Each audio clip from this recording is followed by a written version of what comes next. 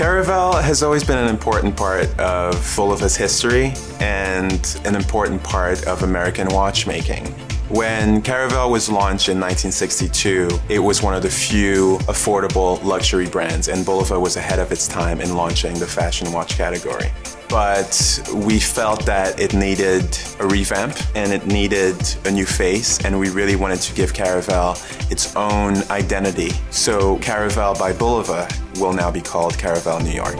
We wanted to capitalize on the Bulova heritage of always having been based in New York, and we really wanted to stress the point that we're serious about fashion. As we started to sketch for this new line, we purposely did not look at what was happening in the world of watches. And I really steered the team into looking at the runways. The market has changed and the customers are a lot more aware of what's happening in the world of fashion thanks to the internet, blogs, etc. So we wanted to offer the customer a fresh perspective, and that meant really looking at all the elements that make up a watch. So we looked at new fonts, we looked at new hands, we looked at new indexing, and we really picked a set of those elements that could be used across the board.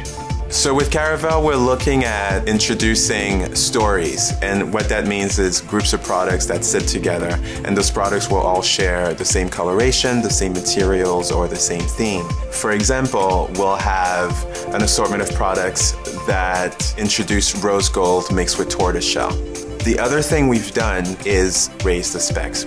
Part of the design process was also looking at our customer and trying to figure out who that customer is. So we worked very closely with marketing and trying to identify who buys fashion watches and what they want. And we are offering better quality product that's more fashionable, more trend right, and ultimately better product means better sales.